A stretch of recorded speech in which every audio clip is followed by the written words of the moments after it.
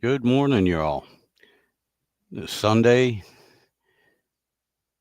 July 20th, 2025, and it is about 0650 hours. That's AM in the morning here in Virginia, and welcome to Sidewinder Shed. It's life is crazy. Life gets in the way. It's getting harder and harder to do a live stream or even do some videos, and which I've been neglecting. Of course, having good content would make it easier, and I really haven't had any opportunities for any good content.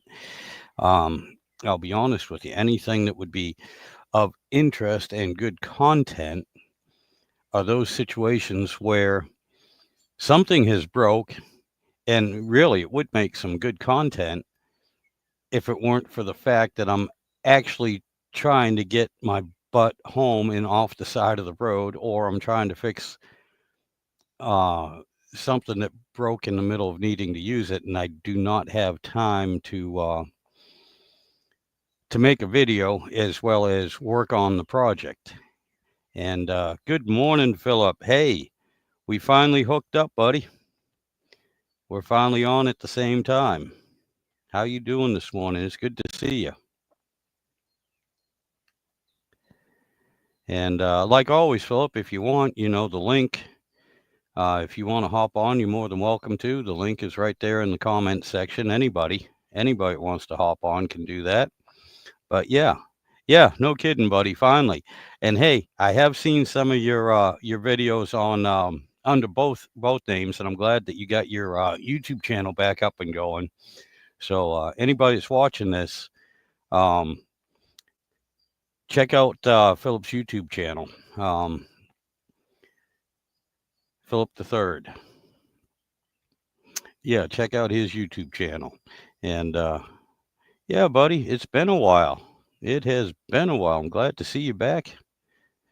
Glad you finally hooked up. And matter of fact, I was thinking about you today. Is one of the topics I wanted to talk about was not just you, but I wanted to thank you for all the times you hopped on here during the live stream. I love our conversations, and not only you, but One Eyed Cat, um, Damien, also from First Responders Garage, and of course Kim from Bear Rose Garage. He's one of the reasons why I even do a live stream, and he's been very influential. Matter of fact, that's how I met a lot of you guys, was on his YouTube, on his live streams.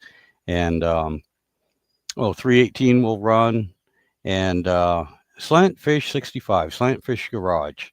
Um, I've been following him ever since I think he had like 10 followers, 10 subscribers, something like that, the early days. And a few of them they're still plugging out the videos. I haven't really done much. Haven't seen much from Kim Bear Rose Garage, and even Damien. I haven't. First Responders Garage. I haven't seen a whole lot. A few shorts here and there, and then a few other things. But and I know as life gets in the way. Things happen, and a lot of times you just don't have time. A lot of people don't realize even the amateurish videos that I put out and this off the cuff live streams that I do, um, they actually take a significant amount of work and time. And especially for those of y'all that really do a top grade professional job on your videos, and those that actually have something interesting to say on their live streams too, that can pull in the audience. That's a lot of work, and my hats off to you. But I do this as a hobby. I've said that countless times. I do this as a hobby, and I do it as fun. And two goals for that is one, to try and inspire some people, that watch all these professional channels, and I'm not talking the group that I just mentioned, but like the old TV shows and everything where they're all working in a clean room and they got an unlimited budget and they have the right tools. They have, you know, 35 different screwdrivers and they don't use the same one twice for any project, because each screwdriver is special. Um, that's kind of intimidating for anyone that has a broke down vehicle they're trying to fix. So I kind of try to show, and not just with the vehicles, but with anything I do.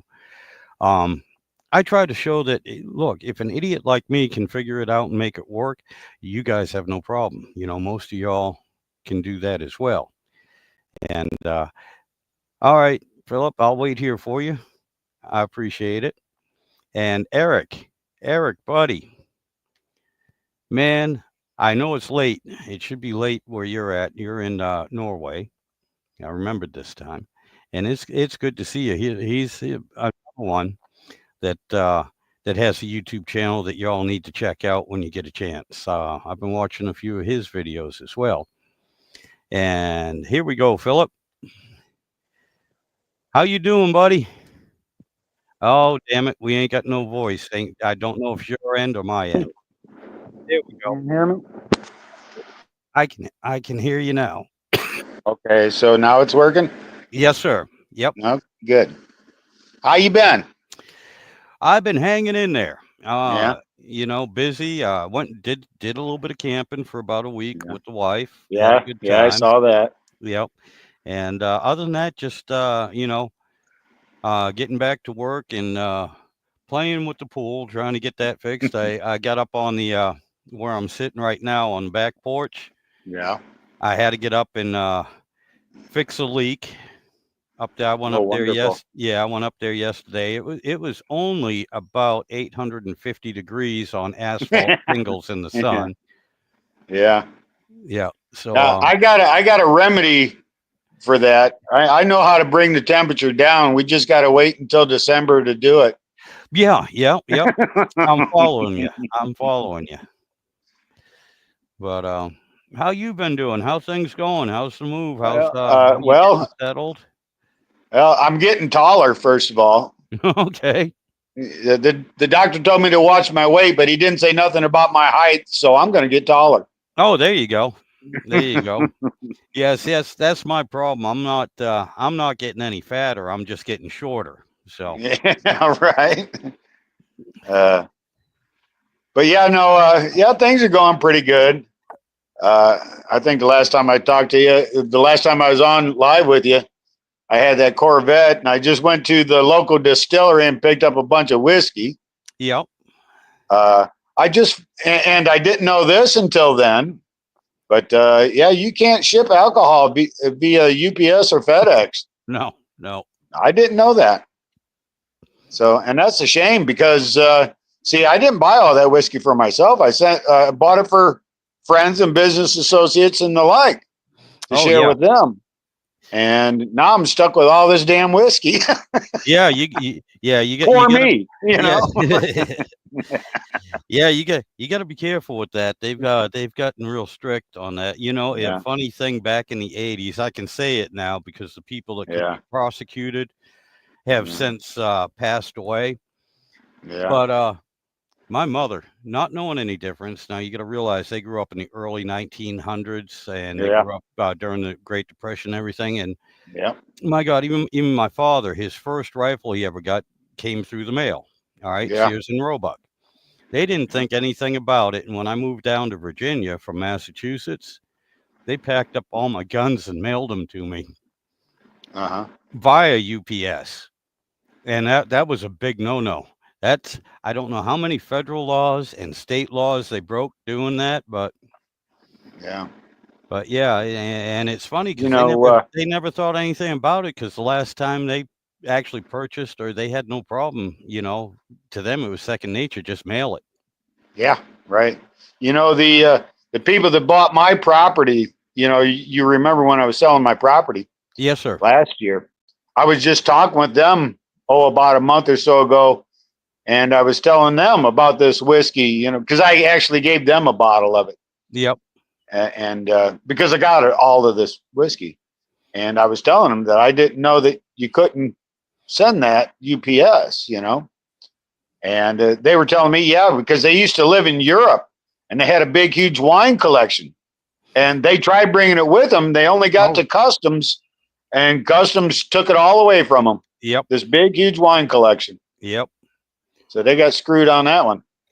Because they, like me, they didn't know you couldn't. Right. Right. So. See, now, yeah, I can't tell you the specifics anymore, but being a truck driver, and I know it's changed a little bit, because even with special permits and everything, there were certain places, certain states, certain things that, even though it's all above ground, you know, all legal and everything, when I had some Anheuser-Busch loads, there were certain places that, yeah, they routed me around because it was illegal, even though, you know, I'm not moonshiner, I'm not running liquor, I'm not even the owner of the stuff, you know. Right. But if someone snuck it in on you, then you didn't know it was there and you were caught with it, it'd be your ass. Oh yeah. They'll hold you responsible for it. So yeah, to even try to perpetrate such a thing, you put so many other people who are completely innocent, you know, you put them in jeopardy, in legal jeopardy. And I wouldn't want to do that.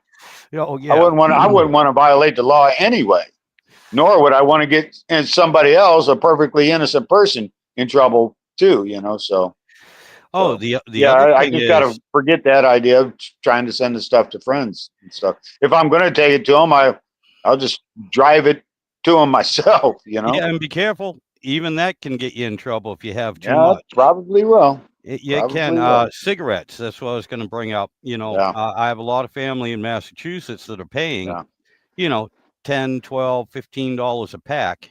Yeah. For cigarettes. Down here, they're still under $5. Okay. Yeah. And by all rights, I can only transport between here and Massachusetts, and there's a couple states. I can only have 3 cartons. Yeah. That are, well, here's the thing too. Out of state. Here's the thing too. Now, when I get my tobacco products, I go north here only about 10, 15 miles over the state line into Alabama and buy it and bring it back. Yep. Now, when I'm coming back, if a cop were to pull me over and he sees the tobacco products with the Alabama tax stamp on it, stamps on it. Yep. Well, I'm only allowed to bring so much in. Right. And that would be the equivalent of 1 carton of cigarettes. I'm allowed to bring 1 carton of cigarettes back. I can't bring 2. You bring 2, you're in trouble. I gotcha. So. I gotcha. Yep.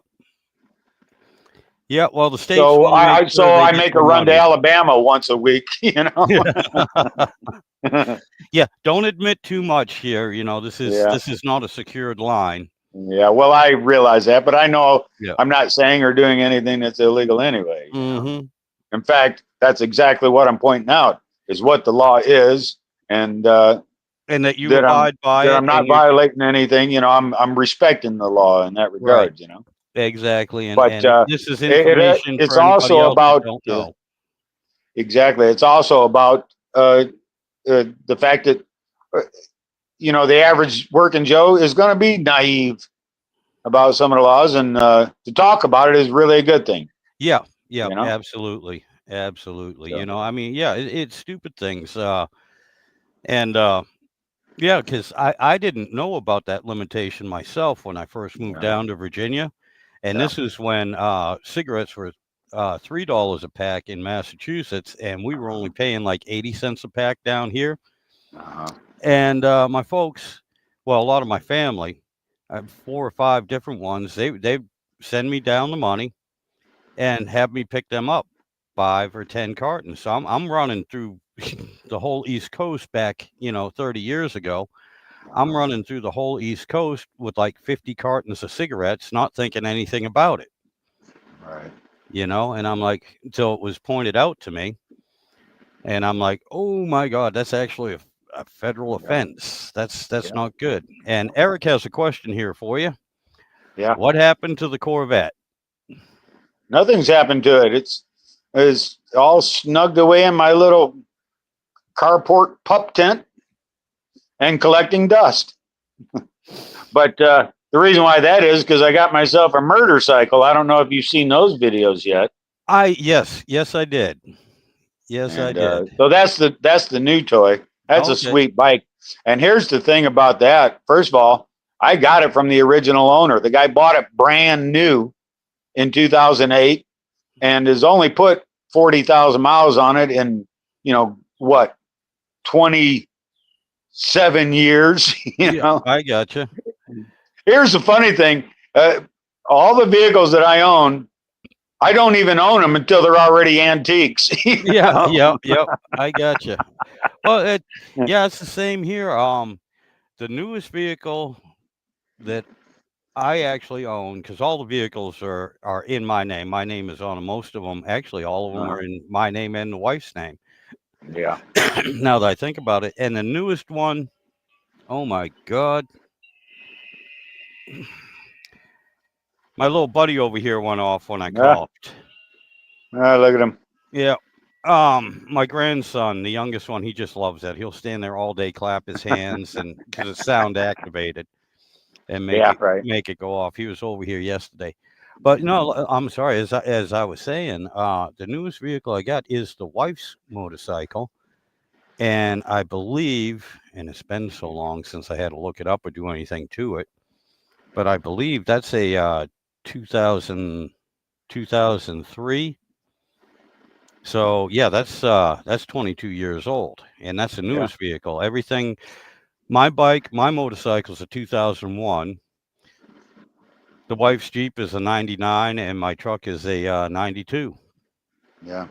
That I did do a couple of videos on that Corvette, and maybe what the question may be alluding to is because of some of the issues that I was talking about that I was having with it.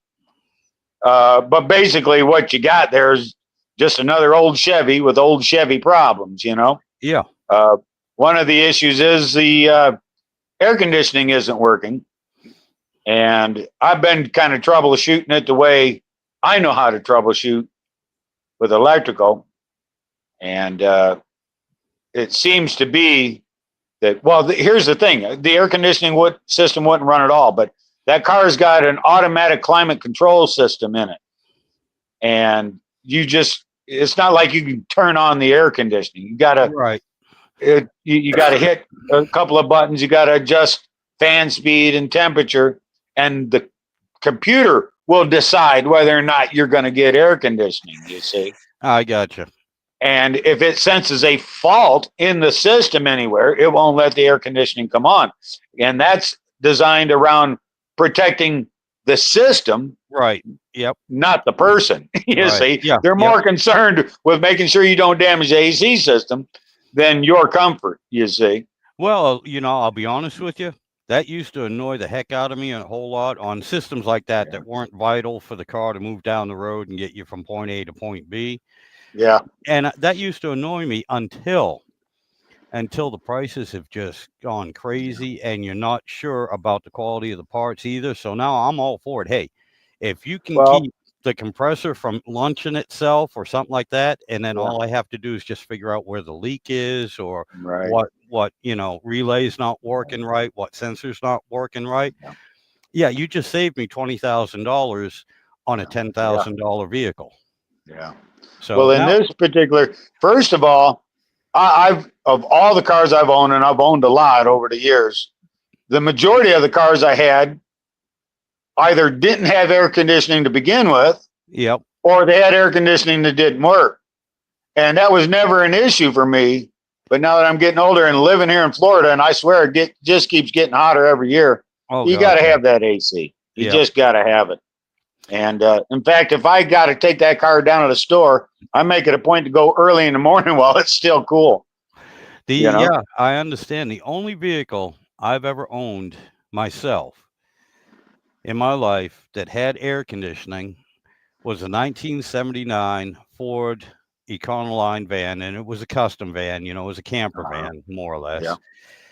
And the air conditioner on that went out. The first year I had it, right at the end of spring and beginning of summer, and I never got it fixed. I had the van for another 4 years after that. But every other vehicle, because of course I'm from Massachusetts, and back in the day, air conditioning was a high dollar option, Yeah. Oh yeah. comparatively speaking, for that area. And I only bought one brand new vehicle in my life, and that one didn't even come with air conditioning either, Yeah. because it was a leftover, and I got it for roughly half price. That was my Right. old '89 Well, F-250 4x4. that Ford conversion van, it was a conversion van, right? Yes, sir. And uh, I have a buddy of mine that had a Ford Excursion, and they Okay. basically had that same system where it's a split system where you got a separate evaporator coil and blower system in the back of the vehicle. Yep. And that's in his particular case, the air conditioning up front worked fine, but it wouldn't work in the back.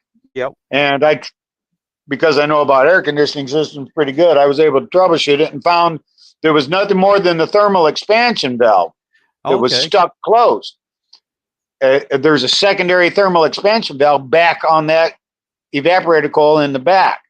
So we replaced that, and then we had to recharge the system again. Yep. And once we recharged the system and got it back up to its correct operating pressures, then the main line blew right off the damn compressor. You know? Yeah.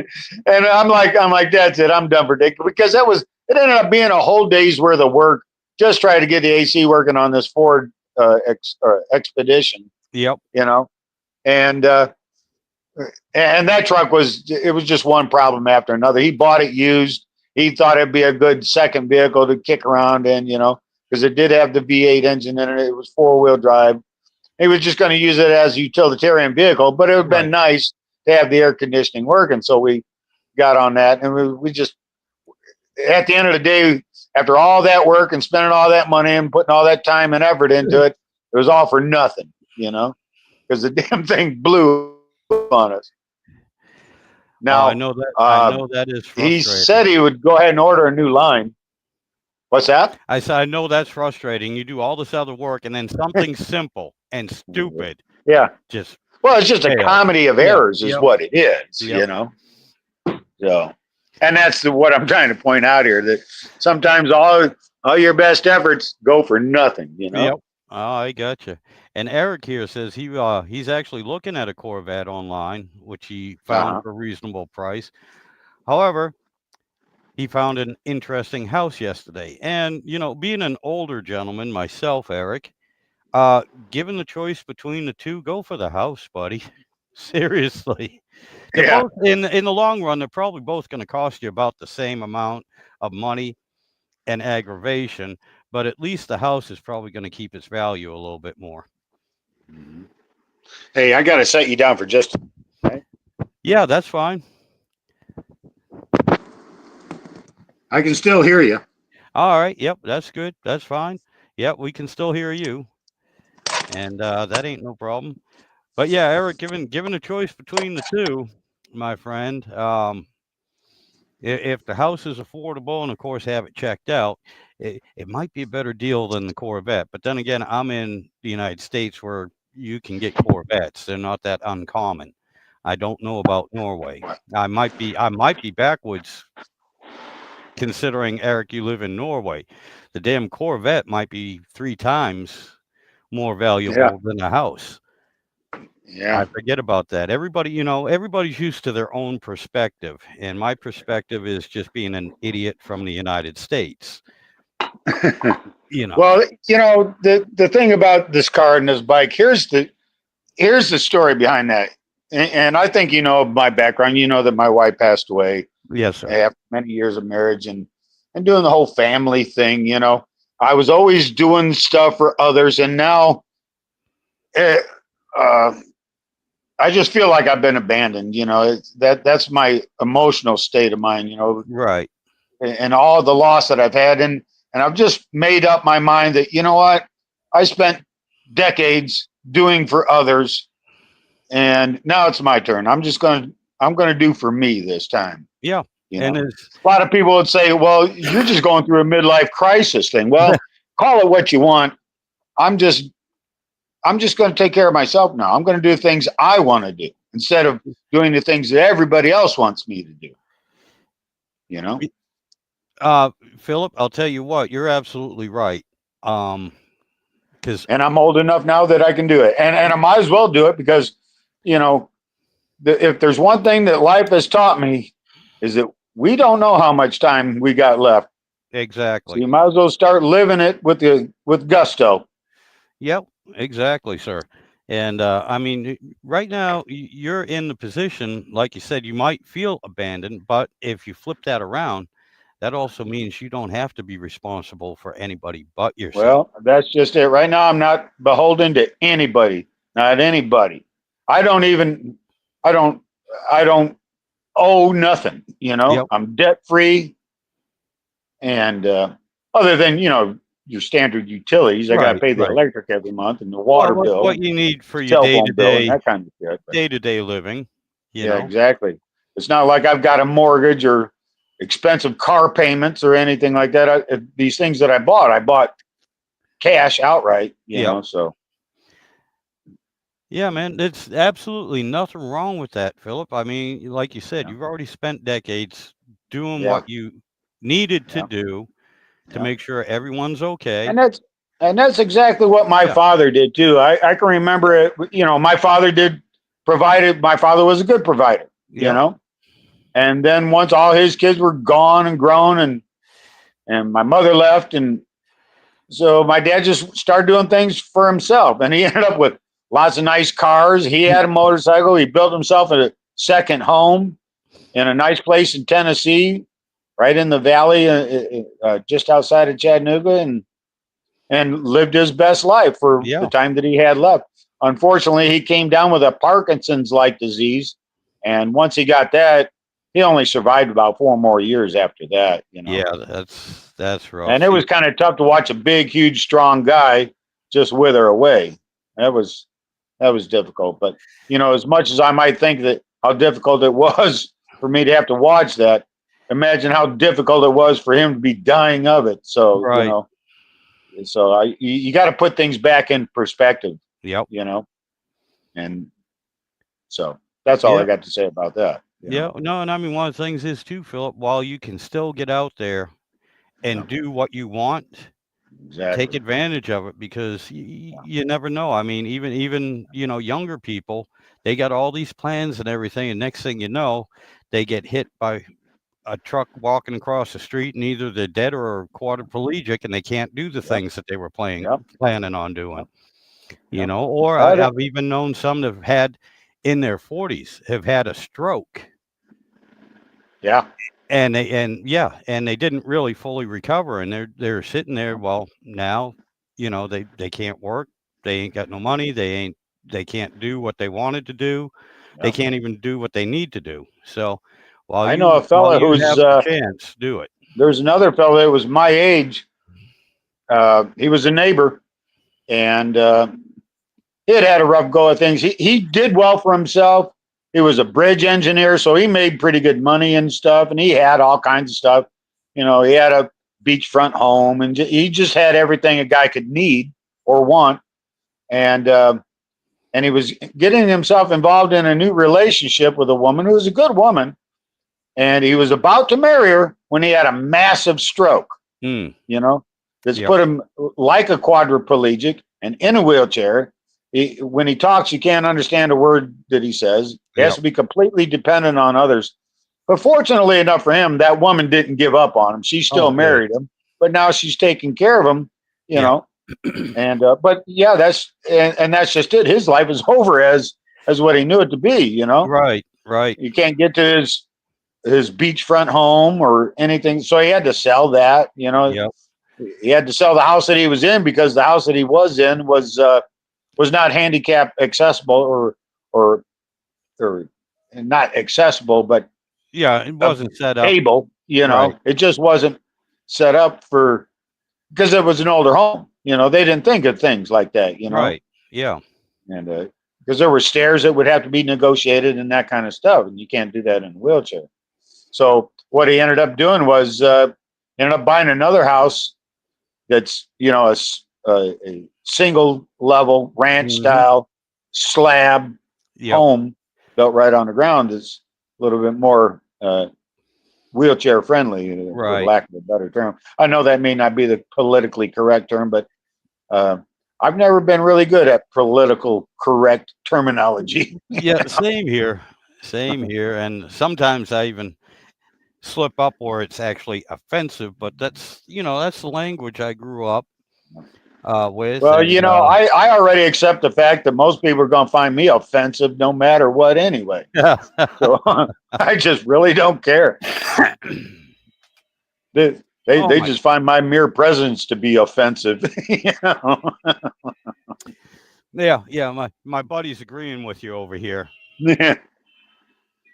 So, But man, it is good to talk to you again, sir.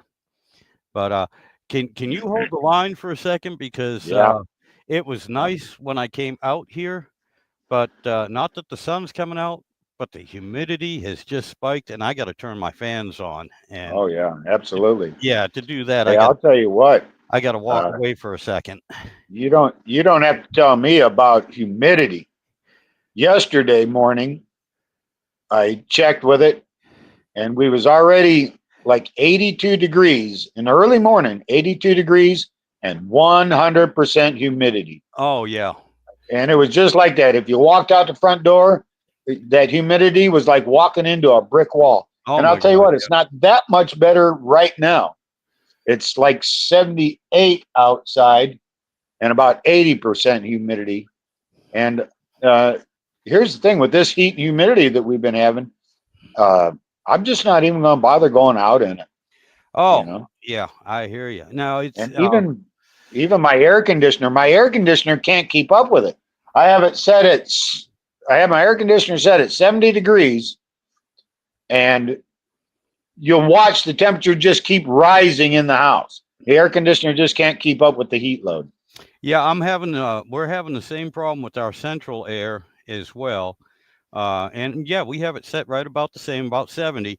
But during the day, and of course, I have no trees that cover the roof or anything. This house just sits in the sun all day from sunrise to sunset, and it'll be 80 degrees in the house. And this is before the grandkids show up and start running in and out and leaving the doors open. Yeah. And I know that one. The window unit that I use in the camper, I threw that in my bedroom so I can sleep at night. Yeah. And the funny thing is, the wife will come in, okay, and she's she's tiny, and she'll come in, and she's already wearing her sweatsuit, a sweater or she thinks it's a cold, hoodie right? or anything. This is before she gets into the bedroom. All right, which I have it a nice, comfortable 68 degrees. Right. If I keep the door you shut. can sleep in that kind of temperature. Oh yeah, I can. And she'll come in, and so just like in the camper, because the camper gets even colder. It's such a smaller place with the 6,000 BTU unit. But yeah, just like in the camper, she's got her flannel sheets, not even regular sheets. She's got a flannel sheet. Yeah. Then she's got a heavy blanket. Then she's got another lighter, fluffy blanket. Yeah. Then she's got a quilt. And she'll be all bundled up like a damn like a burrito, right? Well, yeah, like a burrito or caterpillar, before they turn into a butterfly, Well, that's the thing. See, my wife made quilts, and that was just it. And especially in the summertime, I'd have that bedroom cold, and she would have to do just that. She'd have to be sitting there bundled up in her little quilts. I'm laying there with no covers at all, Oh yeah, I'm the same way, man. And honestly, I'll be tossing and turning because I got to get, all right, if I'm laying on my back, after a little while, I got to turn over so my back can cool off. Yeah. And then I got to swap to the other cool side. Yep. Yeah, then I got to swap to the other side so that one side will cool off and the other side will thaw out. Here's one of the issues that I had. Because I would let my wife make the decisions on the bed. Yep. The type of bed. And she liked them big foam mattresses, the whatever they call them. Big old thick things. And we had one, I'm not kidding you, that mattress was, and I measured it, I'm not exaggerating, that mattress was 18 inches thick. Yeah. one of them foam mattresses. But this one, but she likes her beds soft, and they don't make a king size mattress in this particular brand where Right. one side's firm and one side's soft. You know, it's the whole thing's soft. Oh yeah. Yep. And I would lay on my side and I would sink down into that thing, Yep. you know, and then you get hot because of that foam is just, it's all a polymer that you can't breathe. So you wake up in the middle of the night stuck in this position. It's impossible to roll over, get on the cool side. There is no cool side. Yep. It was just, it was just miserable. That at one point, and when I complained about it long enough for years, I don't know, 4 or 5 years, then when it came time to get a new bed, we went through a number of different beds. But the last one was, there's actually 2 separate frames because my wife also wanted to recline and incline and the leg lift and everything. So we got one of them where you could have 2 separate mattresses. Now it still was like king size bed. Yep. But each side operated independently, you know, going up and down. Yep. And that was kind of nice. Those. Yep. And I still got that, you know. I just got it off in storage now because of where I'm at here. It's just, it just didn't seem to make sense to go to all that trouble moving all that stuff. Because I'll tell you what, it's a big bed and it's complex and it just seems to be over the top for what I need right now. Oh, I got you. Now I'll tell you what. 20 years ago, I was between motorcycles. I've had motorcycles ever since I was 7. Yeah. And I had saved up enough, about $3,000, and I saw a nice bike down the street. And I walked in. I had the money, and I was going to get it. But we also needed a new bed at the time, me and the wife. And this is about 20 years ago. And so I made the mistake. I can put it that way for being a smartass. I made the mistake of calling her and going, "Hey, hon, I know you wanted to get a new bed and everything, but I got a great deal on a motorcycle, and you know, I'd love to get the bike." She goes, "Hey, that's no problem as long as you don't mind sleeping on it every night." Yeah, exactly. Yeah, you can sleep on it too. Okay, so we ended up, and like I said, it was expensive, but we ended up getting one of those Tempur-Pedic beds. Yeah. And I'll be honest with you, Philip, that is, honest to God, this is one of the reasons why I've had it so long. It is the best bed I have ever slept on. And the wife likes it too. We're both happy with it. As a matter of fact, the camper, the first bed, because I had to make the bed myself. They don't sell any mattresses for the size because it's custom.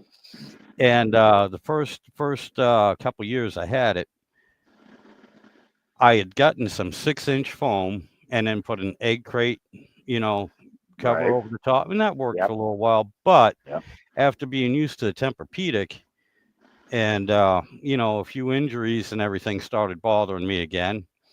And then I found somebody, they were throwing away an old Tempur-Pedic because their dog decided to chew up one side of it. And so I got that from them. And all that is like a gel foam. Well, I cut that up so it fit in the camper. Now it added about an extra 120 pounds, even cut up. You know, those things are heavy. Yep. But They are heavy. Put that in there with the egg crate on top. Oh my God, it's just like sleeping in my bed at home. It is so nice now. Now the problem with that is, it's hard for me, especially when we're camping, because I usually stay up later than when I'm at work. You know, at home trying to go to work. So I don't hop out of bed first thing in the morning, ready to go and make breakfast and everything. A lot of times the wife is like, are you going to get up? I'm like, yeah, I guess I got to because I have to use the bathroom. Other than that, no, I wasn't planning on getting out of bed. This is so comfortable. Yeah. You know, it's nice. I had a thought just a minute ago, and it's already escaped me. Other than the fact that, I remember what I was going to say. With this bike that I bought, this Honda Goldwing, it also has a trailer on it. And my thought was to go on a road trip and do some camping. So I ordered a tent, and I got like a little battery pack, like jump box power source thing, so that Mm-hmm. you can have, you know, power while you're camping. And and I ordered all that stuff. And here's where I'm going with that. That when I was a single man, before I was married, I would just make do with these air mattresses. Oh yeah, And yeah. what I liked about them was you let all the air out. They'd even have these dump valves where it's a big, huge valve that you just open and you can squeeze the air out of it real quick, and you roll them up and take Oh them yeah. with. Yep. And that's exactly what I was going to do. I had this tent and an air mattress and a little camper stove, you know, Oh yeah. and just set myself up with that motorcycle and that little trailer. You can get all the camping gear that you want in there, and that's a thought, you know, to just do that. But I'm getting myself prepared for it. I'm getting all my gear and stuff in place, but I still have to get comfortable with that bike because that Yep. bike is so big and so heavy.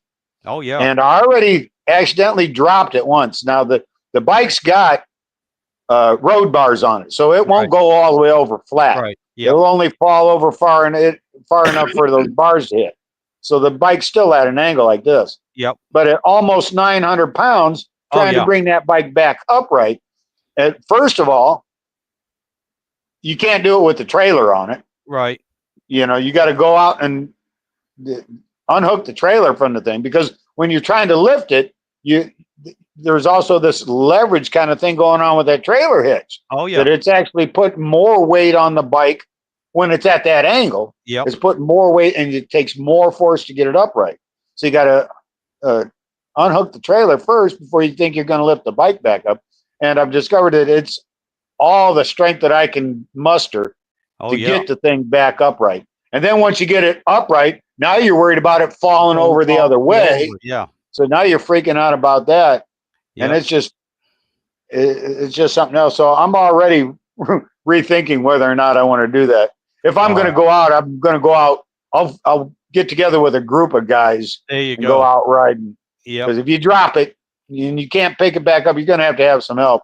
Oh yeah. Now, there's a neighbor that lives right across the street from me. He's got big bikes and he's been riding for years. I'll get up with him. And then the guy that I bought the bike from, he's been calling me because he wants me to go ride with him, you know.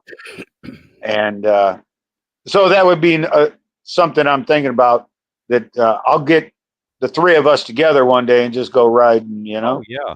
Yeah. That. But as far as road tripping, you know, you got to get up with somebody and get a program going, you know, like go travel to, I don't know, Talladega and go watch a race, you know, and drive back or something, you know, something like that, Talladega, or maybe go watch a drag race. I'm a big drag race fan.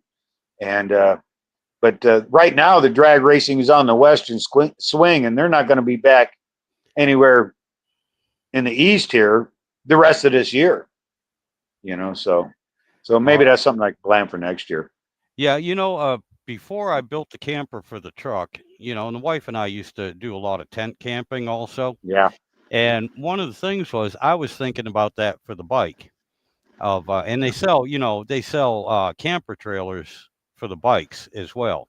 Yeah. And we were Yeah. looking into that, and I was actually seriously thinking about it. And Well, this that was, trailer here is big enough, and it's got the pop-up top on it. yeah. You know, Oh yeah. like a camper trailer would be. Yep. And you could just put a single air mattress in it, pop the Yep. top up, go lay down in there and sleep. You'd have to leave the top up, you know. But Oh yeah. you could. It's long enough that you could lay down in it and sleep if that's all you had in it. Right. Right. You know. But yeah, you know, I really thought about it. But unfortunately, as time progresses, and I got the camper built on the for the truck and everything, and it dawned on me that I don't ride as much as I used to. Yeah. You know, especially after I got in that accident. I've only been on the bike 3 times. I don't know what it is. I've been in accidents before, and I've been down before, and I've always gotten right back on the bike. But this last time, and I even tried riding a couple different bikes because, you know, I thought maybe it was just the way I felt about the bike. but I don't enjoy it like I used to. Yeah. And I started thinking, I've also gotten spoiled with the bathroom, the sink, and everything in the camper. Yeah. Yeah. I gotten spoiled with that Well, really that's comfortable bed in there. yeah. With me, yeah, I've had 9 motorcycles and I've put Yep. them all down Yep. and wrecked them bad enough to where they needed to be repaired before they could be operating again. Oh yeah. Um, but but yeah, it was about just enjoying the ride. Now I'm to the age where the idea of just kicking back with a big cruiser and taking it easy is a lot more fun. Oh And yeah. going with in the lap of luxury. That bike's got every damn thing on it, you know. Yep. Yep. Uh, you name it, it's got it. It's even got an airbag on it. Now Oh I my don't God. know what good an airbag's gonna do you on a damn motorcycle, but it's got it. You know? I don't know. Now, if it had some side airbags, so when you hit the Yeah. ground, it come back up Yeah. on you, so you You wouldn't know, have to I pick was it up. watching That on would be good. YouTube, a guy's working on a motorcycle suit where the suit itself has Oh yeah. airbags on it, Yep. and he demonstrates it, and it's really interesting because you see him, he'll be standing there, and then he just deliberately starts falling face first forward onto the pavement, and just before he hits the ground, the airbags go off, and he Oh doesn't my get God. hurt. Damn. You know, and the suits are supposed to be repackable. If your airbags ever go off in your Yep. motorcycle suit, you send the suit back to him and he can repack the thing and send it back to you. Now, I Oh can only imagine what something like you probably got to pay $5,000 for yeah. a dang suit, but it's You not a know, bad idea. no, But it's not. it's only for the wealthy, you know. Yeah. Well, it would also be good for my brother-in-law when he's out drinking too much. He's getting Yeah, up there in that's age like too. I was watching a comedian. He was talking about, he noticed how people are having these little handicap tags that they can hang on the rearview mirror so Yep. they can get the front parking space at the grocery store. And he said he thought that was a good idea. He wanted to see what it took to get one of these tags. And one of the qualifying factors was what would qualify you for getting one of those tags is if you couldn't walk more than 100 feet unassisted, you would qualify for getting one of these tags. And he says, well, hell, that's me every Friday night. Yeah. Yep. Yeah. Good Lord. But well, look, keep up with that bike and that camper. That would be some good content. That'd make some good videos too. Yeah. You set And up and now that I've everything. just got my YouTube channel back and I don't have to post on the other channel, Yeah. I'm going to do just that. I'm going to make, because here's what I did. I made one video on the bike, and after reviewing the video, I noticed that I didn't spend enough time shooting video of the bike itself. I got straight into all the little features on it, you Right. know? So then I made another video showing the bike, but then I failed at pointing out so many of the other features. So I think I'm going to do one more completely comprehensive video showing the good looks of the bike, what the bike looks like, go through all the features, and that's going to take a minute because it's got everything. Oh yeah. You know, got ride control, suspension control, AM, FM, CD, CB radio, disc players, uh, uh, intercom system. It's got everything except a cigarette lighter. And people laugh at that. They're like, why do you need Yeah. a cigarette lighter on a motorcycle? Well, I know that my dad's Yamaha Venture had a cigarette lighter on it. Mm-hmm. You know, why wouldn't Honda put a cigarette lighter on it? If Yamaha and Kawasaki's doing it, why isn't Yamaha? But it's probably the same reason for why they don't put ashtrays in cars anymore. You know? Yep. They still put cigarette lighters in cars. Oh They yeah. don't put the ashtrays. They're You know? not cigarette lighters anymore. That's your power supply. Yeah, it's a power source now. Yeah. But if you put a cigarette lighter in it, it'll work. Oh yeah. And you guys know. I mean, I smoke. I smoke like Yeah. a freaking chimney. Yeah, And same here. when I was on the bike, yeah, it was not uncommon to see me going down the road With a with a cigarette in your cigarette mouth. hanging out. Yep. And Yep. not at a stoplight, but going down Yep. the road. Yep. When I had them them old CB 754s that I would ride. I was just riding around town where there's not a place in town where the speed limit is more than 30 or 35 miles an hour. Yeah. Well, you can cruise around with a cigarette in your mouth because you're going stoplight to stoplight. You can enjoy having a cigarette while you're riding your bike, you know? The only thing that's hard about it is when you're riding and you're moving, is trying to get the damn thing lit. So Yeah. the cigarette lighter would have been helpful. Yep. But yeah, I mean, again, that Corvette that I have, that car is actually old enough that it still has a cigarette lighter and an ashtray in it.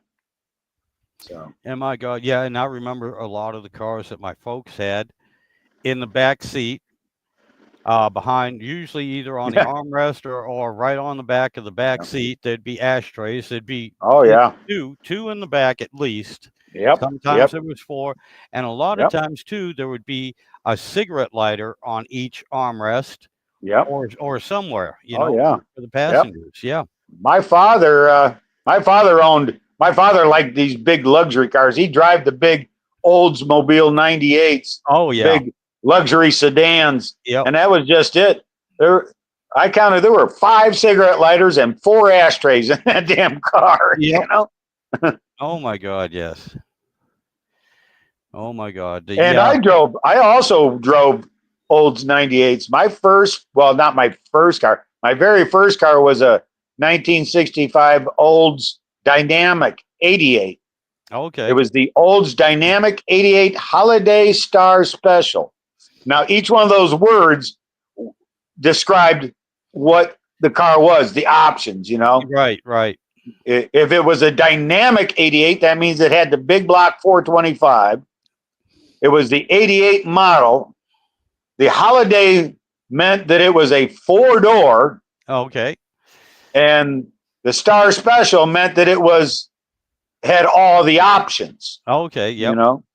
The power seats, power windows, power brake. Back in those days, power windows and power steering, that was actually considered a luxury item. Oh, yeah. It wasn't standard. Not in 1965. No. 1965, what was standard was you got nothing, Yep. A lot of people don't know this. I'd like to share this for a minute because I was big on the 58 Chevy. I thought that was the coolest looking car. And so I made it a point to study all about them. And I had myself a 58 Bel Air. Now, what people think was because you'd have different trim levels. Right, and the 58 Chevy Impala was the top of the line. Yep. The Impala was the top of the line. You got the biggest engine. You got all this trim. You got power windows. You would get power steering. Some of them did come with air conditioning, but the Chevy Impala was the top of the line. And then the next one down from that would be the Bel Air. And then the next one down from that was the Biscayne, which was also 58. Even though 58 was first year for Impala, it was also first year for Biscayne. Okay. And then your bottom run of the mill, the lowest trim was the model that they called the Del Rey. Okay. A lot of people don't realize that the 58 Chevy came in 4 different trim levels: the Impala, Bel Air, Biscayne, and Del Rey. And the Del Rey was so cheap that, first of all, you only got an inline 6-cylinder in it. You got no power steering, no power brakes, no power window, no power seat, no power, nothing. Yep. In fact, the joke was, and here's the other thing, the Del Rey is the car that is most highly sought after today because they were so cheap, they wouldn't even put an extra set of doors on it. They only came in 2-door versions. Oh, my God. Yeah. They wouldn't even go to the expense of putting another set of doors on it, Yeah, and to hot rodders and gearhead guys, that's the car they want. Yeah. Oh my! Because they don't want to hot rod an Impala, right?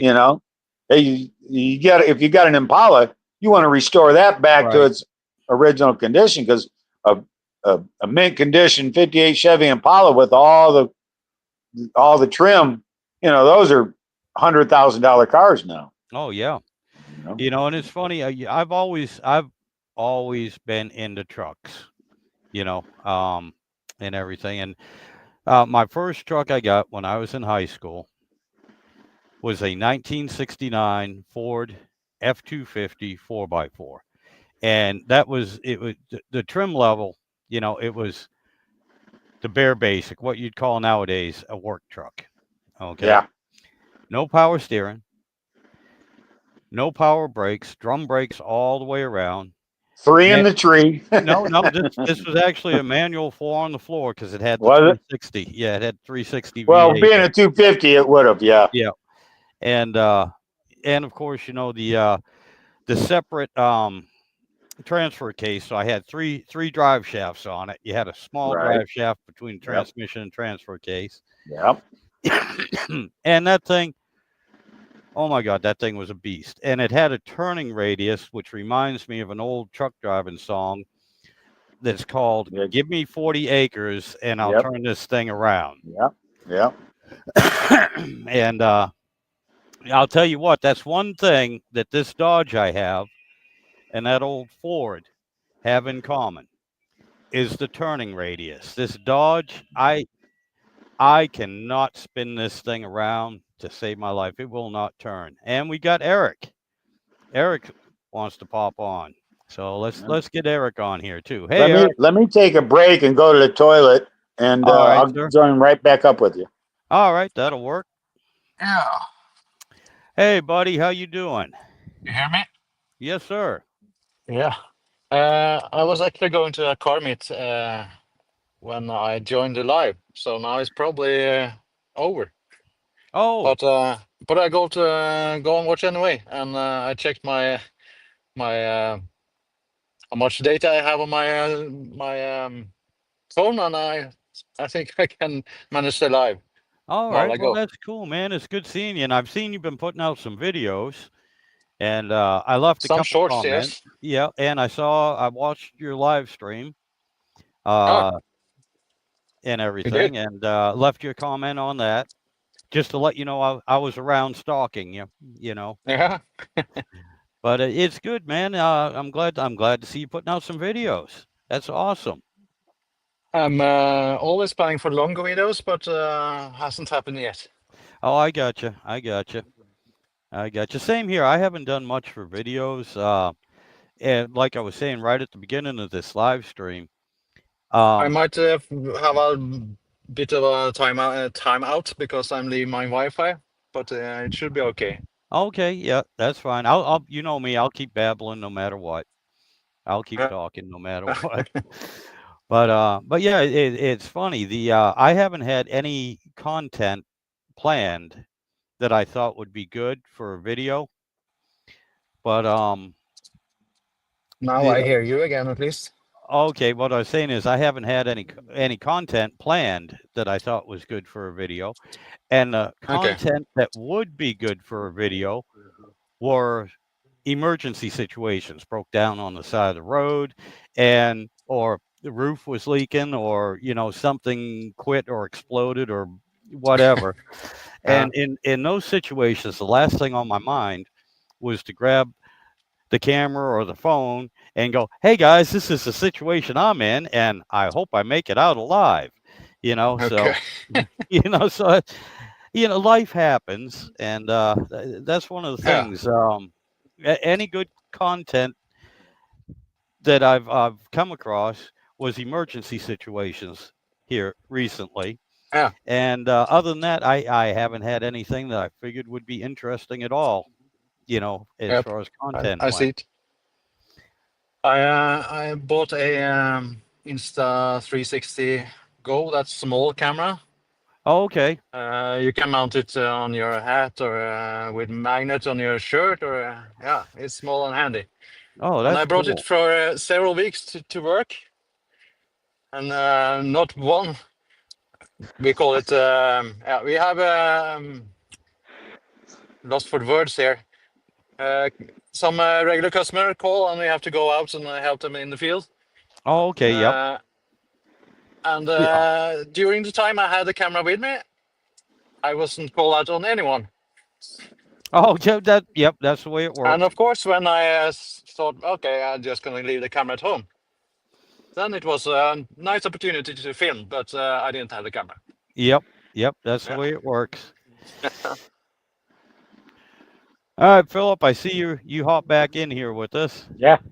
Yeah. Alrighty. First of all, let me say hello to Eric. Hi. How you doing? Ja, ha det bra. They are norsk. How's the weather there? It's hot. Is it? I can actually tune up my fancy 2004 car with the Fahrenheit if I. Oh, I got a car behind me. It's 29 Celsius, so it's about 80, I That's think. almost 90 degrees to us. 80 something. Yeah. Yeah. Yep, that's And I warm. have no clue about the humidity. That's not a measure we usually go talking about here. But I was sweating inside, and I'm sweating now, and yeah, even with the air conditioner, Yeah. Well, I'm not used to it. Summer here is right. about half the temperature. Then it's good Norwegian Right. summer. Yeah. I'll tell you what. Uh, I'd just love to be in some cooler climate right now. Yeah, Oh, I It's hear you, it's man. it's I, miserable here. This Yep. is I this try to kind of not weather you complain. just hibernate, you know?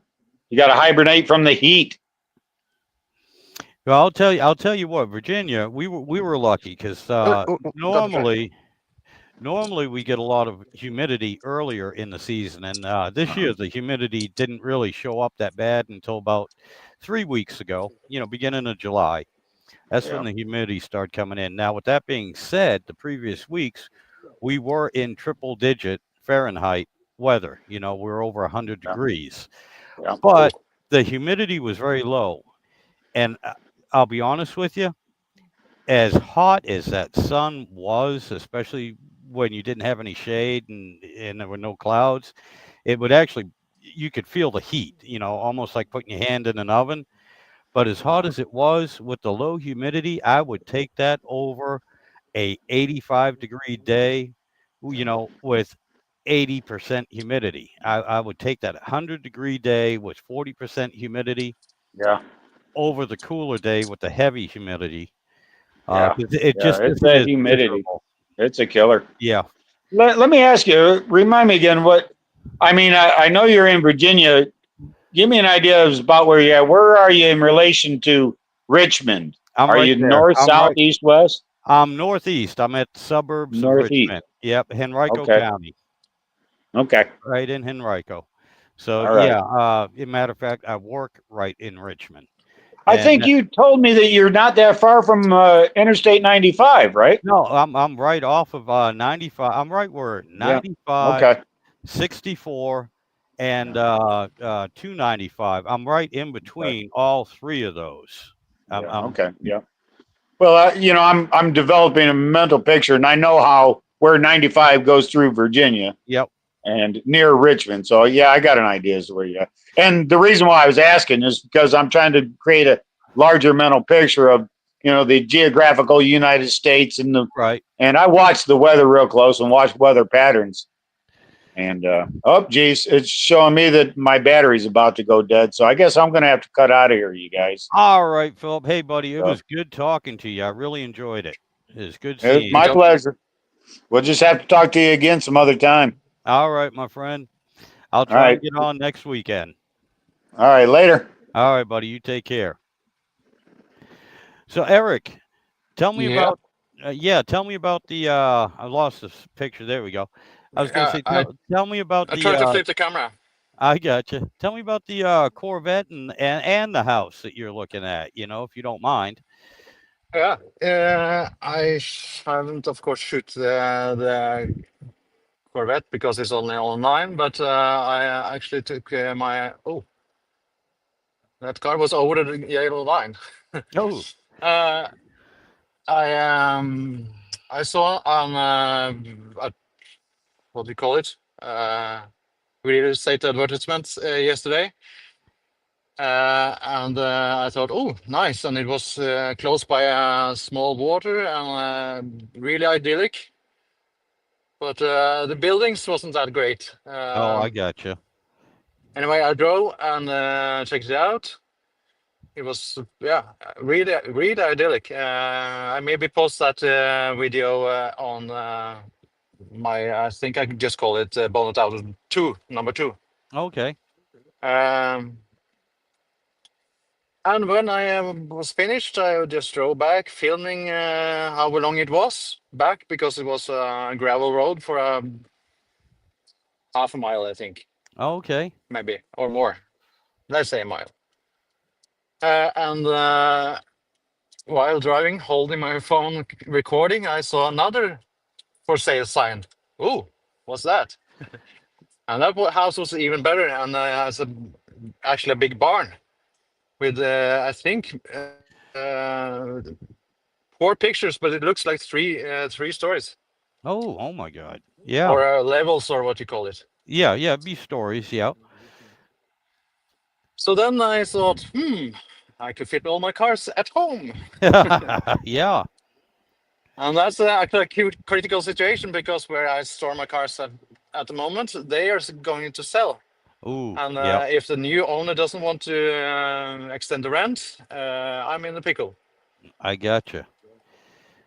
And what's the the housing market like in Norway, and I mean, is it expensive? Do you get a lot of land with your houses? What on average, it don't have to be It specific. depends so much on the location. I gotcha.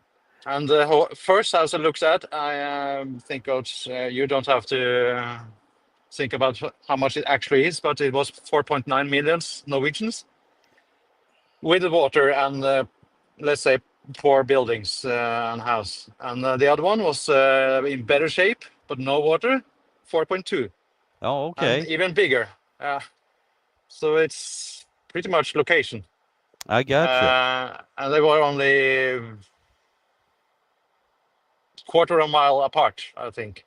I gotcha. Now, is that and I don't mean to pry, but I mean, is that within your price range? I haven't done the conversion. I don't know what your financial. I I don't mean, know. and if you don't want to say, I mean, I don't know. So I don't have to say. I have no clue.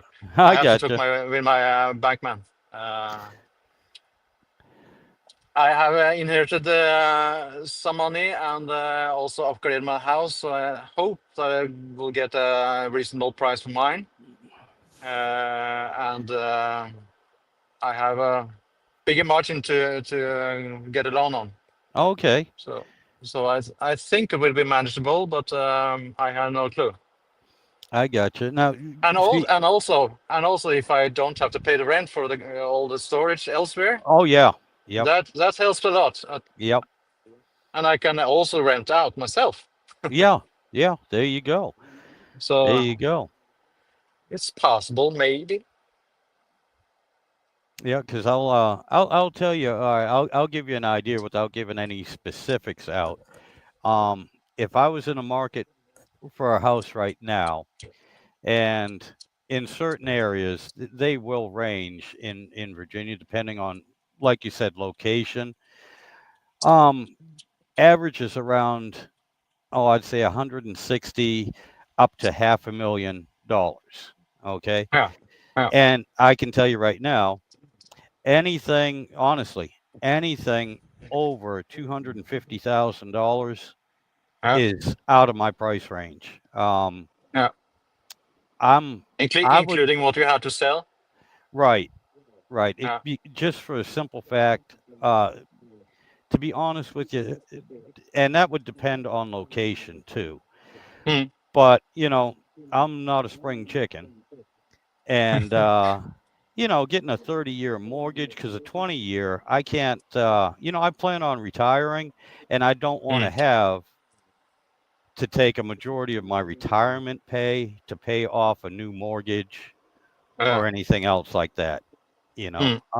because I figure, all right, I'll tell you this right now. Looking at my finances at the moment, I should be able to retire about maybe in 3 to 5 years after I die. Okay. Yeah. I see. Yeah. No, I'm hoping to retire. Honestly, I would Mm. like to retire in about 6 years, Hmm. but I'm thinking I'm going to have to wait about 8. Yeah. But still, that's getting close, and that's a little too close Not to get another house, but to get Yeah. something that's, even at the limit of what I can afford. Mm. Because I can't guarantee that that I'll still be in the shape I'm in now, which isn't all that great, but it's still not bad. In 8 years, I can't But guarantee I'll be but able to do anything or your even be around in 10 years. your work, is it physical demanding, or is it Not primarily just driving? not overly, but no, it's a lot of uh, climbing in and out of the truck. Yeah. Uh, it is somewhat physical, not overly, but Yeah. there's enough just for stupid stuff to get hurt, twist an ankle, break a leg, Yeah. fall down, Yeah. hit my head. I see. Yeah. Things fall out of the back of the truck. Mm. I usually move on average right around 20 trailers a day, and that's not including the deliveries and pickups that I make off site. Where I have to drive for an hour or so. So it's a pretty simple job, but still, for if you figure for each trailer that I move, I climb in and out of the truck 5 times for Mm. each single trailer. So right there's 100 times I'm in and out of the truck, walking around, uh, disconnecting the trailer from the truck, doing all sorts of things. Like I said, it's not overly physically demanding, but when you hit your 60s, it does start to wear on you a little bit. I get it. So, and yeah, and even when I was younger, yeah, this especially in the wintertime, there's been times where I've slipped and fell out of the truck or done stupid things. I've opened doors and I've had the contents didn't know they were leaning against the door, and Yeah. fortunately, I was hit by the door on the Whoa. trailer instead of the stuff that was in the trailer, which landed straight on the ground and would have squished me. But I got hit by the door, and that threw me out the way. I And see. uh, and I know better. I know better. There's certain procedures and ways that you can open the doors where that won't happen. But I'm human. You get in a rush. Yeah. That's the biggest Yeah. thing. You get in a rush, Of course. or you're not paying attention to what you're doing, and that's when something happens all the time. So yeah, and like I said, I don't consider it an overly dangerous job, but stupid shit happens. Heck, the stuff I do at home is more dangerous. And that car you're looking at right there, Eric, Yeah. I had the 4-door version of that car for my first car. It was a Okay. 1979 Ford LTD2, Mm. and it was an old police car. Okay. And man, I always loved the look of the front end of that thing, where the headlights are and everything, and the points that it comes to. I always loved that. Have you ever driven one of those, Eric? Nope. Only a Cadillac. Okay, well, Cadillac's not too much different, but I know from experience Hello. that that car right there, when you crest a hill, you can't see anything but the hood. You can't see anything in front of you. Because I mean, I look at get how it. long that hood is. Absolutely.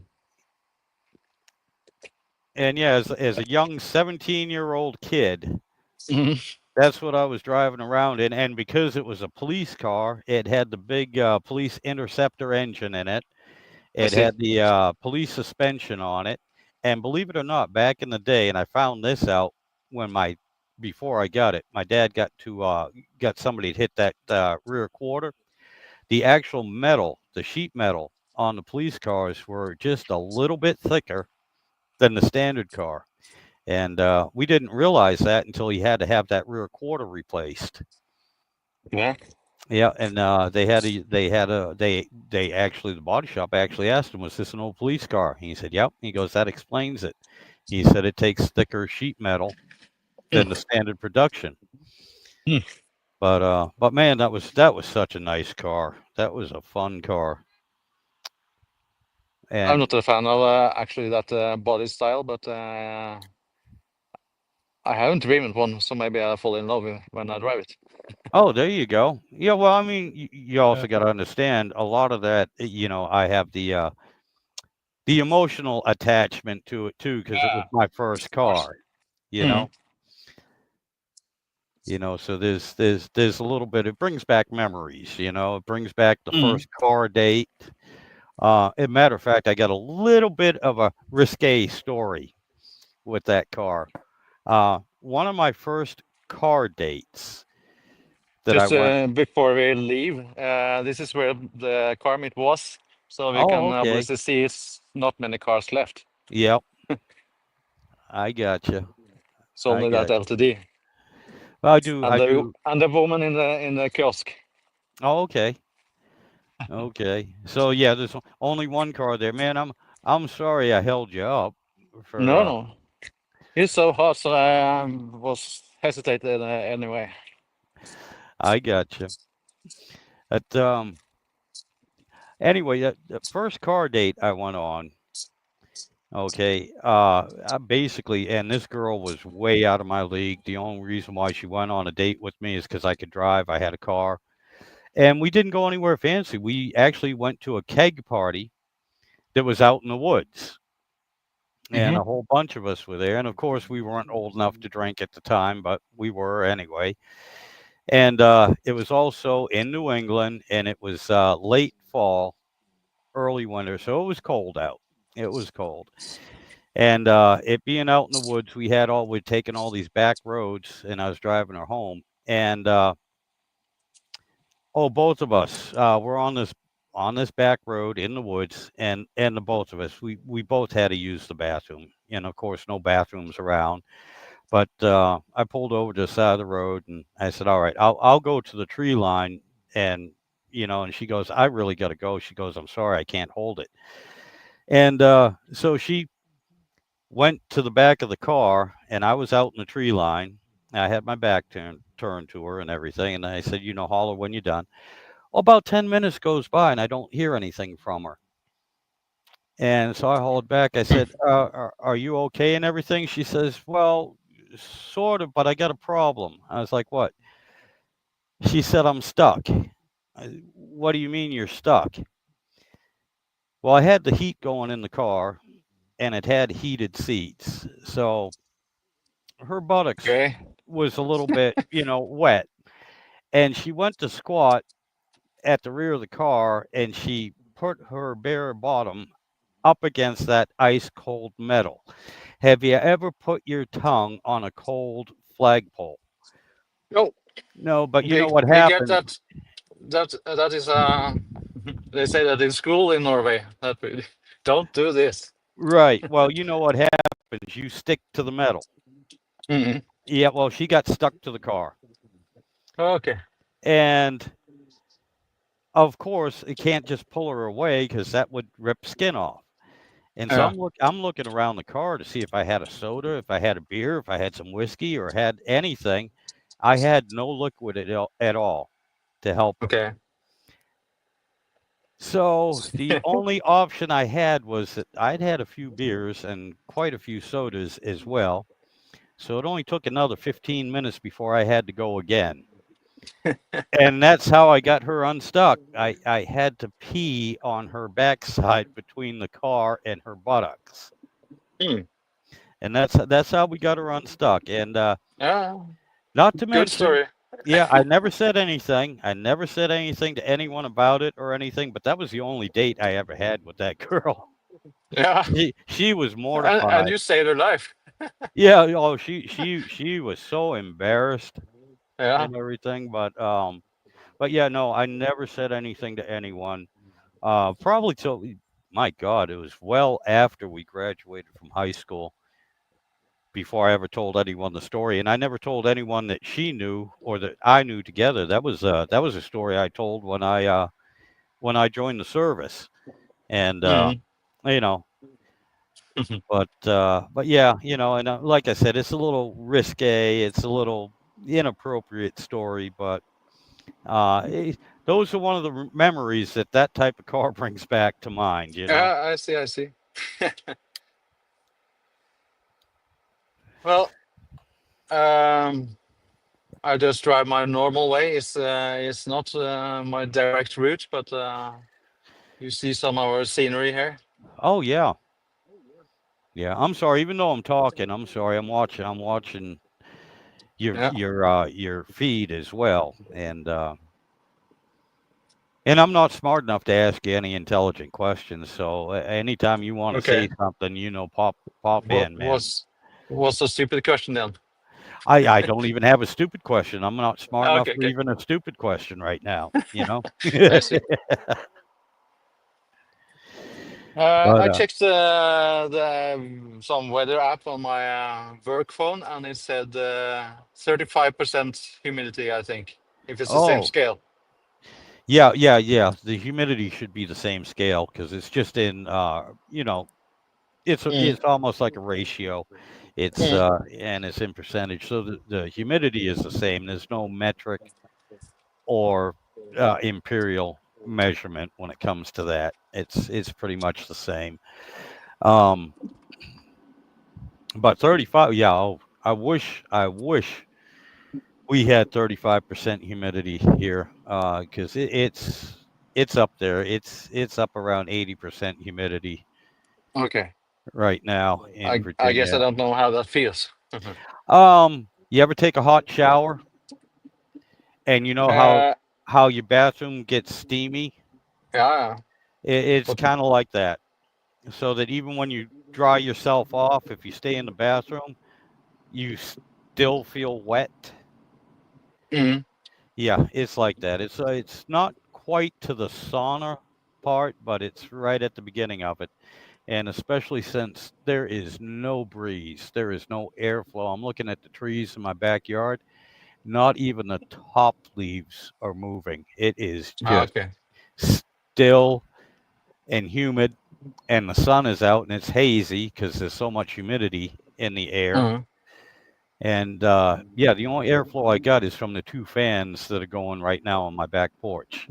Yeah. I don't understand my. I don't have a. I don't know what it says. Computer system or screens or fancy things in this car, but even though it's just buttons and a teeny small LCD display, I don't understand it. Oh, I gotcha. I gotcha. I was going to convert to Fahrenheit. Oh, yeah. Yeah. No, you don't have to worry about that. If it's around, 31 Celsius now, so it's actually less fuel. How do I get further? Huh. MPG. That's the only thing I maybe be able to convert. oh, I gotcha. Well, that's not a big deal. 41.5. 41.5. Let's see what It's you only say. 41.5 miles per gallon. 40. Oh, that's not bad. That's damn good. Yeah, My truck gets 10 miles to the gallon. yeah, I figured. But it's a Toyota RAV, so it's not big. It's not nothing. I actually thought it was going up when I put the air conditioner on because I could feel it drawing power, but it's still the same. I gotcha. Well, 31 degrees, that's right around close to 88 degrees Fahrenheit, Yeah, which is we're at about the same temperature, to be honest with you, because it's right yeah. around 87 degrees, 86, 87 degrees here in Virginia. The difference Mm, is the humidity level, so yeah. it's actually very uncomfortable right now. I can imagine. It's over You know. double, so yeah. Yeah, so I mean, if I was with you in Norway, I would consider that a nice, comfortable day with that humidity Yeah, level. I really would. I see. I would be comfortable. Yeah.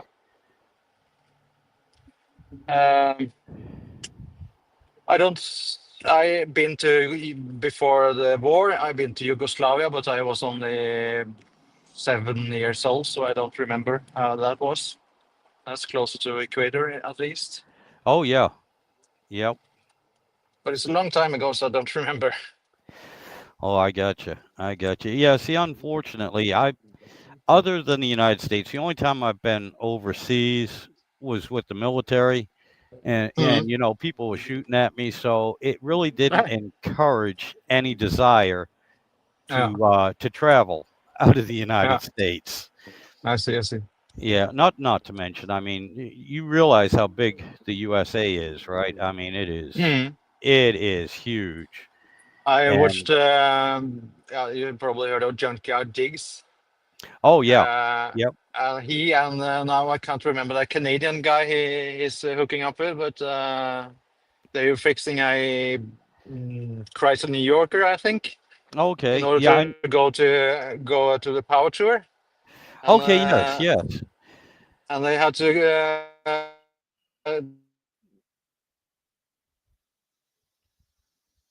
Oh, I lost you here. When you come back, I'll let you finish the story. But yeah, yeah, I know who you're talking about. And I've seen some of those videos. And yeah, I'm at a loss for the names as well. I'm terrible with names, to be honest with you. And anyway, I hope you pick up the signal again here shortly.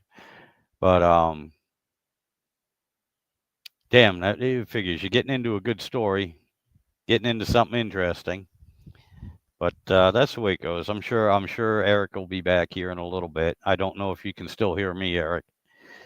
But oh my God, yeah, it's great having. It was great having Eric on. I'll wait and see if he pops back on. It was great talking to Eric. It's great seeing Eric, and my God, Philip, it was great seeing you too. I miss you guys, and that was some of the things I wanted to say earlier too.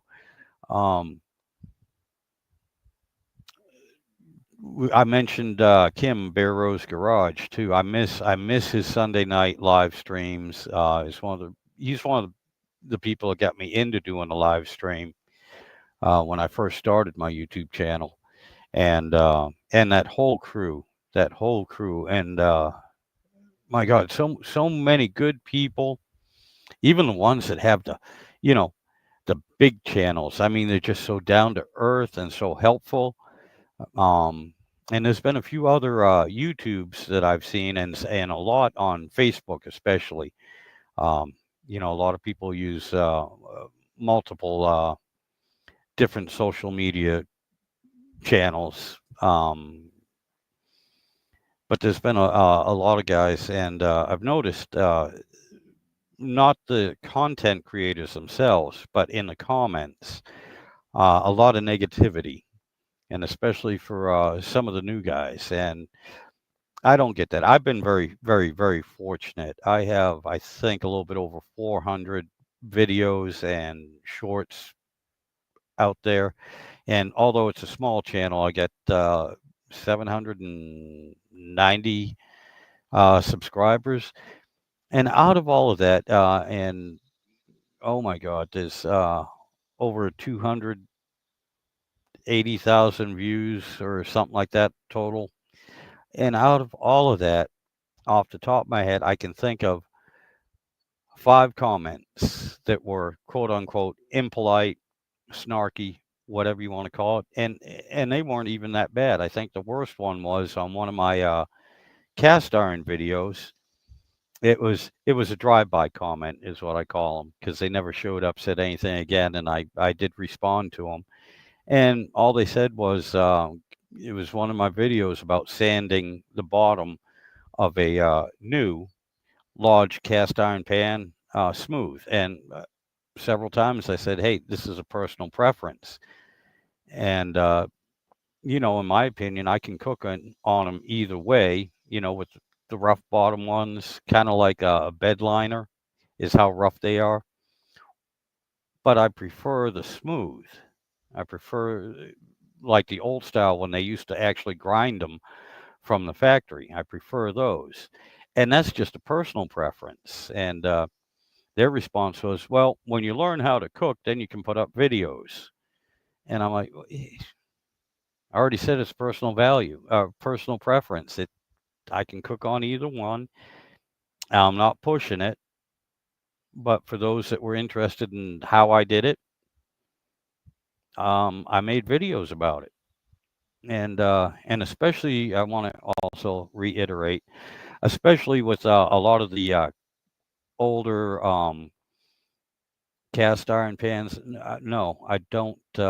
I don't recommend grinding them, wire wheeling them, or anything. If you're going to restore them, I prefer that you would do it with a non-destructive method, because it's awful easy if you don't know what you're doing and you don't know what you have.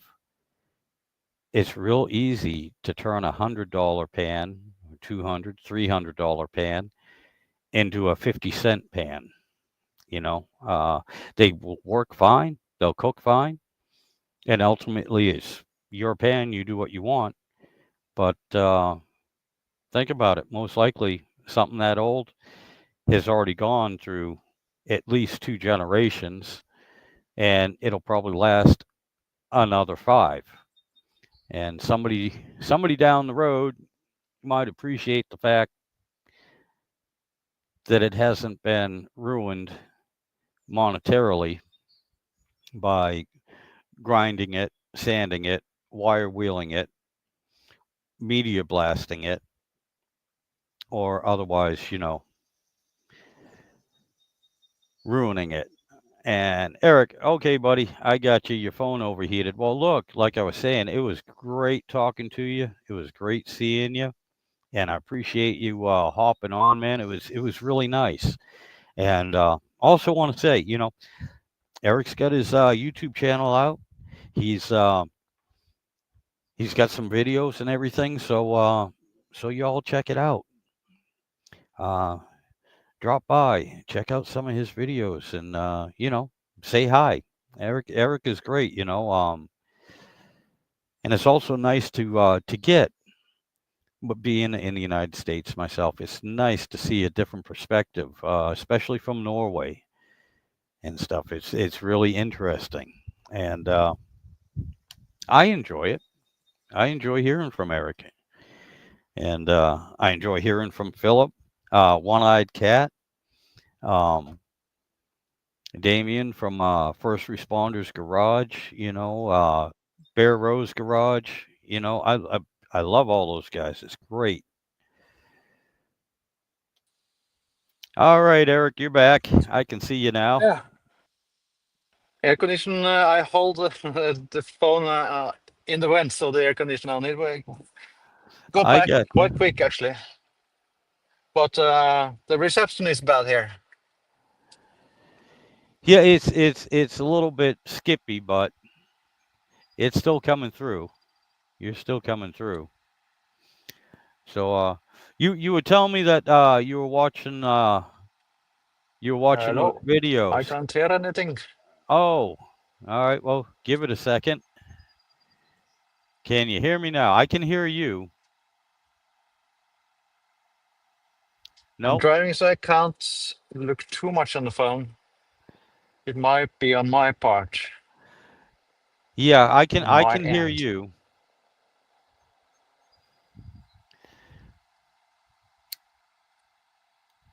Yeah, we can hear you fine. You're coming through good. Uh, and I don't think I hit my mute button.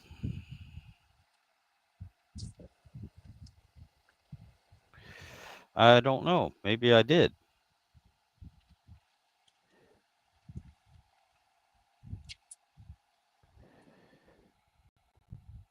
I can't tell.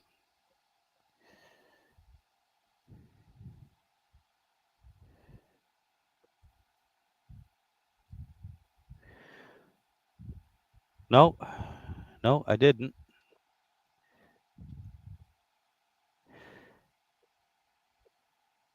Yeah, no, this is showing 90%.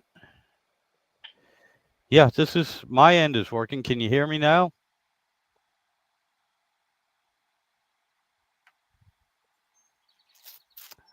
Oh, Hello. well. I can hear you, Eric.